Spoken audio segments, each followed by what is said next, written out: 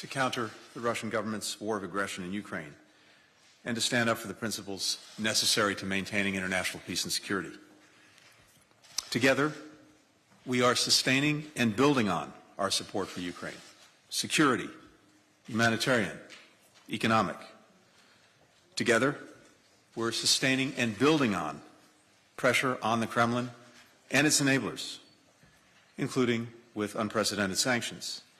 Together, we're bolstering the defense of NATO itself, including by hardening our eastern flank. Just over the past 48 hours, I've had an opportunity to meet with my NATO counterparts. For the first time ever, foreign ministers from the United States Indo-Pacific allies, Australia, Japan, New Zealand, the Republic of Korea, participated as a group in a NATO ministerial. Ministers from Georgia, from Finland, from Sweden, and Ukraine also took part, as did the European Union's High Representative for Foreign Affairs and Security Policy, Joseph Borrell. In addition, I met with my counterparts from the G7, the world's leading democratic economies. The participation of all of these allies and partners highlights the remarkably broad coalition of countries from around the world that are united in standing with Ukraine and against the Russian government's aggression.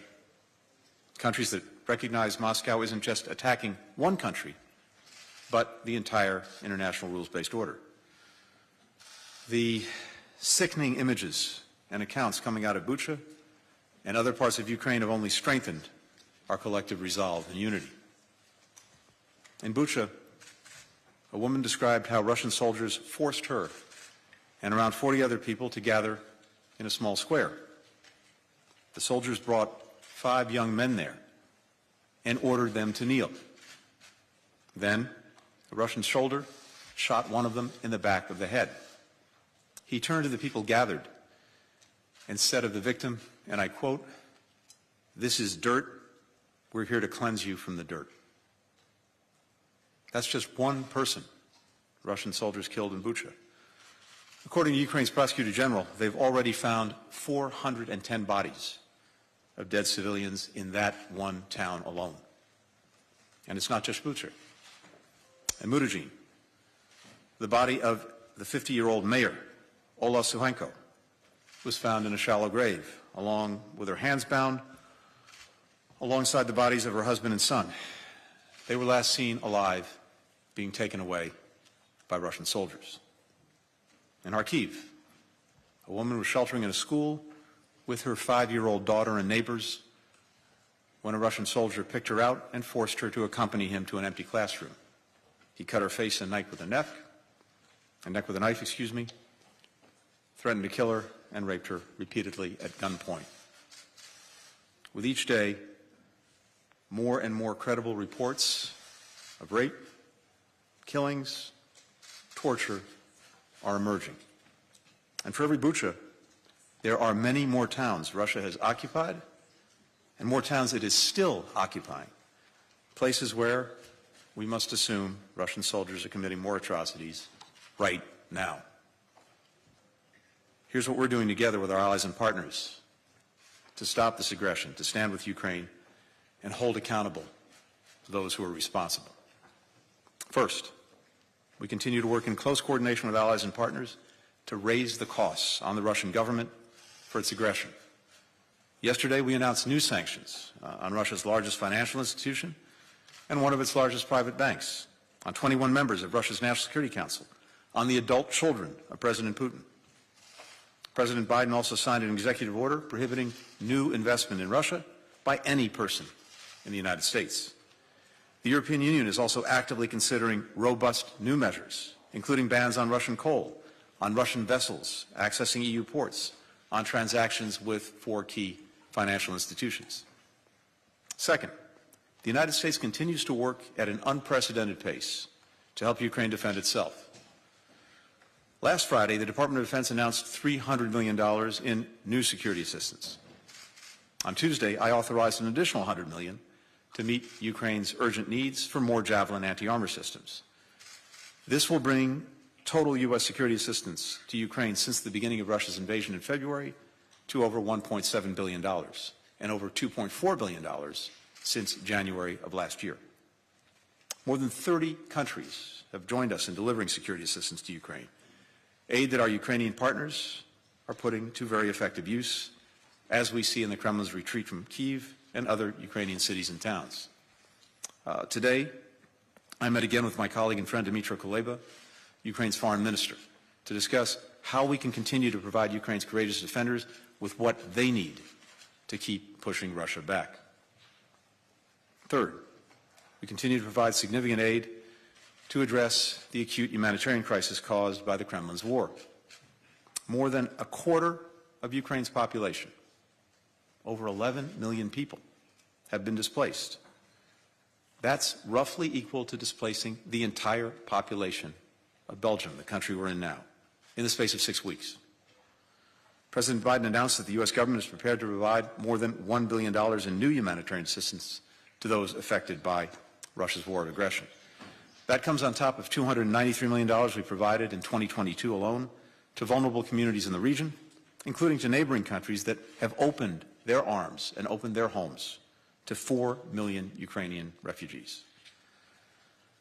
The global harm caused by the Kremlin's aggression is growing, including the disruption it's caused to the production and distribution of wheat in Ukraine, on which so many countries rely, something that I heard about and saw firsthand just a week ago when we were in, among other places, Morocco and Algeria. In Africa, where a quarter of the population is now facing a food security crisis, Russia's war of choice has raised the costs of basic staples, worsening the hardship that people were already feeling. So at the G7, we discussed in some detail ways that we can mitigate the war's impact on the most vulnerable people around the world. Fourth, the United States continues to work methodically to collect, to preserve, to analyze evidence of atrocities, and to make this information available to the appropriate bodies. We're supporting a multinational team of experts that's assisting a war crimes unit set up by Ukraine's Prosecutor General with a view toward eventually pursuing criminal accountability. These efforts will also ensure that Russia cannot escape the verdict of history. Just moments ago, as I was coming into this room, I learned that UN member states had come together once again to condemn Russia's aggression and suspend it from the Human Rights Council. A country that's perpetrating gross and systematic violations of human rights should not sit on a body whose job it is to protect those rights. Today, a wrong was righted. Fifth, we discussed ways we can shore up the collective security of our NATO allies. As the President has said, we will defend every inch of NATO territory. We now have 100,000 U.S. troops in Europe. NATO's established 4 new multinational battle groups in Romania, in Hungary, Bulgaria, Slovakia, in addition to those already in Poland, Estonia, Latvia, and Lithuania, to reinforce our eastern flank. Sixth, we discussed the additional support that NATO allies can provide to partners like Bosnia and Herzegovina and Georgia, who are most vulnerable to Russian aggression and threats, from cybersecurity to combating disinformation. Finally, we discussed at length a new NATO strategic concept. This is the public blueprint for how the alliance will continue to safeguard transatlantic security in what is a rapidly changing landscape.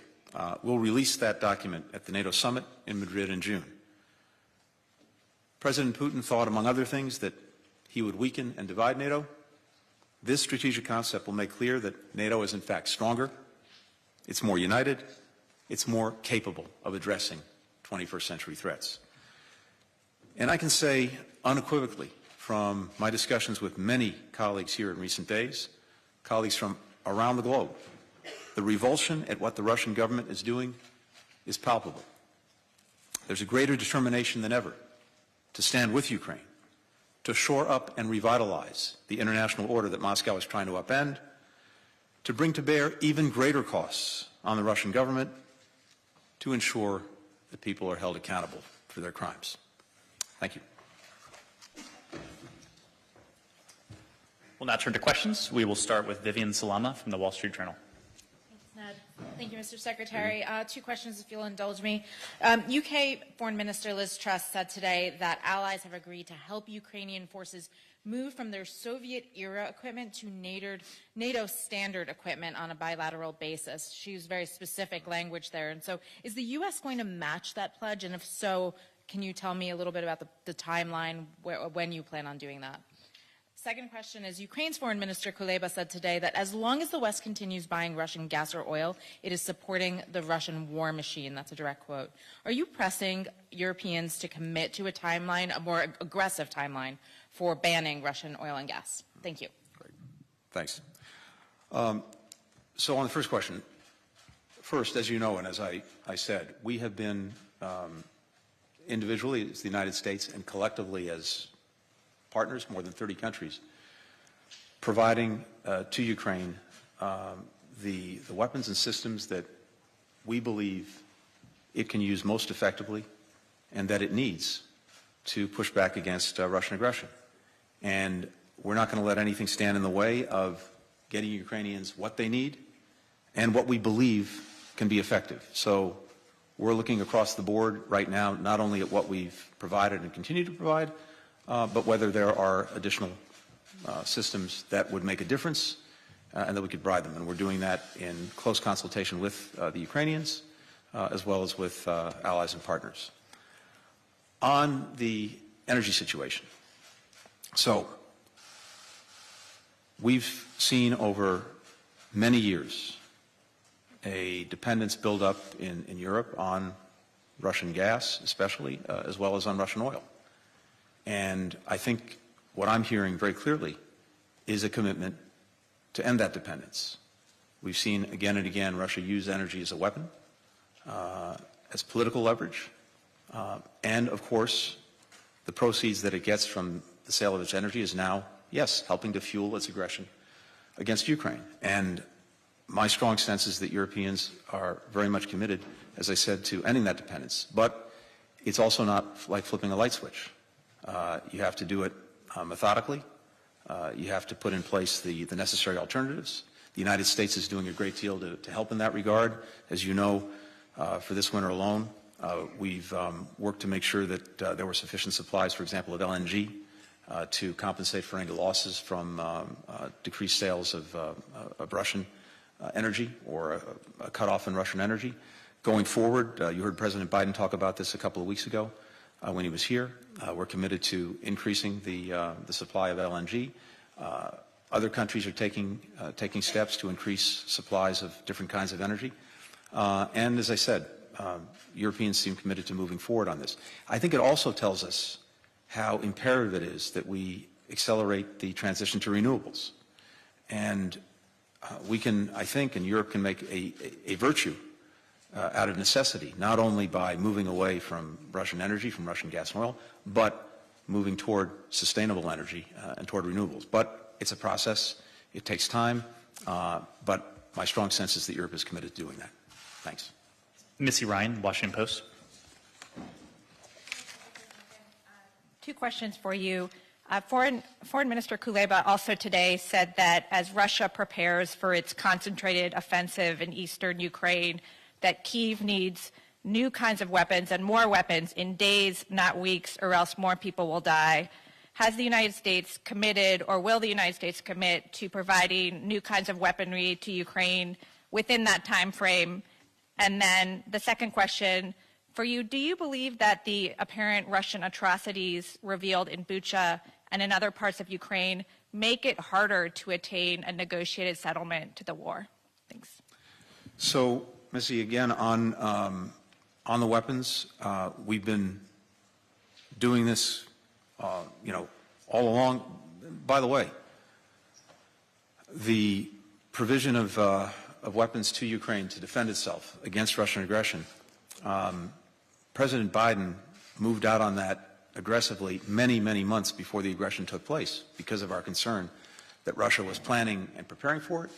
We did an initial drawdown. The President instructed back at the end of last summer, another one in December, and then, of course, many since the aggression.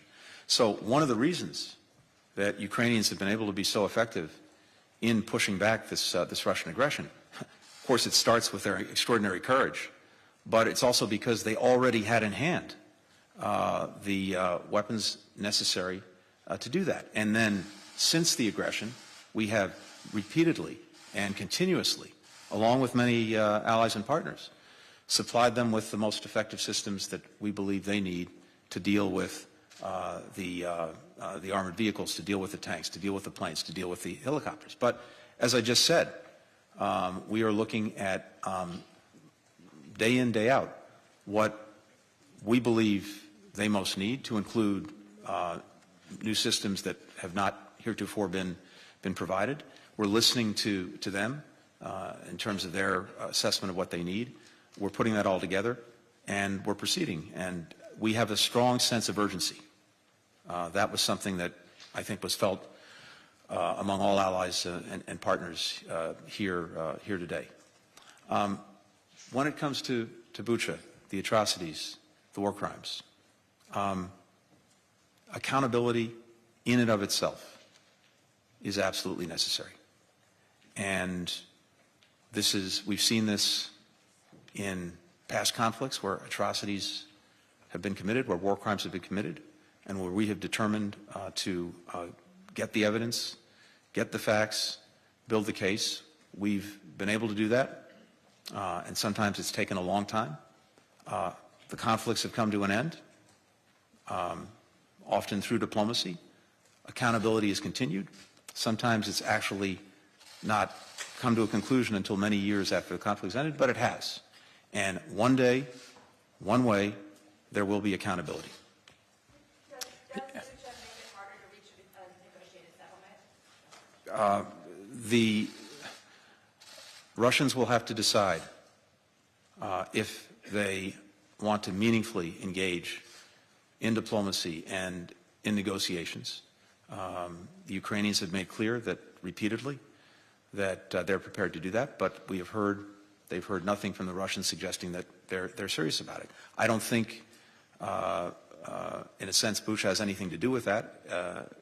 It has everything to do with what President Putin's calculus is, what he decides. What we can do about it, and what we are doing about it, is making sure that the Ukrainians have everything that they need to defend themselves and also strengthen their hand in any negotiation, that we make sure that we're keeping the pressure on Russia and indeed increasing that pressure through unprecedented sanctions, and as well that we shore up NATO's defenses to take away any notion in Russia's mind of extending the aggression being committed against Ukraine to a NATO country. Nick Schifrin, PBS. Yes, Secretary, thank you. Der Spiegel and others are reporting that German intelligence picked up over open lines Russian soldiers specifically talking about indiscriminately killing civilians. Can you confirm that the West has recordings of Russian soldiers talking about that? But the larger question is, what does it say? The Russian soldiers were apparently discussing this over open communications. And one on diplomacy. In the lead up to the war, Foreign Minister Sergei Lavrov either lied to you or didn't know what he was talking about. Can you deal with him in the future? And the connected question today is, European capitals are evicting Russian officials. Will the U.S. follow? Thanks. Thanks, Nick. I can't comment on the specific report that you're referring to, but what I can say is this, because we've said it before. We said before Russia committed this aggression that if it did, part of its campaign plan was to inflict atrocities, was to target individuals, was to commit the kinds of crimes that we're now seeing, to terrorize civilian populations. And so this, as we saw it, was part of the game plan all along. Now, horrifically, the world is seeing it as we see what happens in Bucha. And I've described it as there's a strange thing going on in the sense that, look, our TV screens have been filled for the last 42, 43 days with images coming out of Ukraine. Thanks to incredibly courageous Ukrainians who are filming things on their smartphones, and incredibly courageous reporters who stayed in Ukraine and are trying to bring this to the world. And yet, sometimes this constant flow of images almost normalizes and trivializes things to the point that people kind of see it as something that's in the background and don't respond to it. But then, something so stark, so outrageous emerges, like Bucha, that it hits people. And again, to me, it's like we've seen as the Ukrainians have pushed back this Russian tide, we see with the tide receding what's left behind, and that is horrific death and destruction. With regard to diplomacy, look, there are diplomats from various countries that one deals with in the course of doing your job who occasionally have, or more than occasionally have, an adversarial relationship with the truth. That's part of the job. And the Russian officials, will the U.S. follow European? We are always looking at this, and we'll continue to do so. We'll take a final question from Terry Schultz.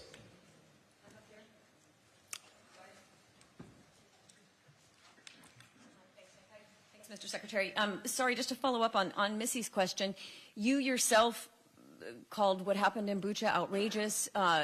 Everyone knows the Secretary General says that we are preparing for more such atrocities in Mariupol, in Donbass, as a major offensive is coming. How do you sit across the table from Dmytro Kuleba and said, well, we're looking at what else we think you might need, when he surely comes with a list? He tells us he came with a list. He gives us his list. So, and he says he doesn't have the days that you are taking to look at this. How do you explain that to him? I talk to former Mr. Kuleba multiple times a week, and we're constantly going over what it is Ukraine needs, what it is we're providing, what it is we're helping other allies and partners provide. And again, you'll have to, ask him, but I think we were just together maybe an hour ago, and I don't want to put words in his mouth, but I think he said very clearly the appreciation that he has and that Ukraine has for the support that we have been consistently providing. So as we're speaking, we continue to provide what Ukraine needs, but it's also a constantly evolving picture.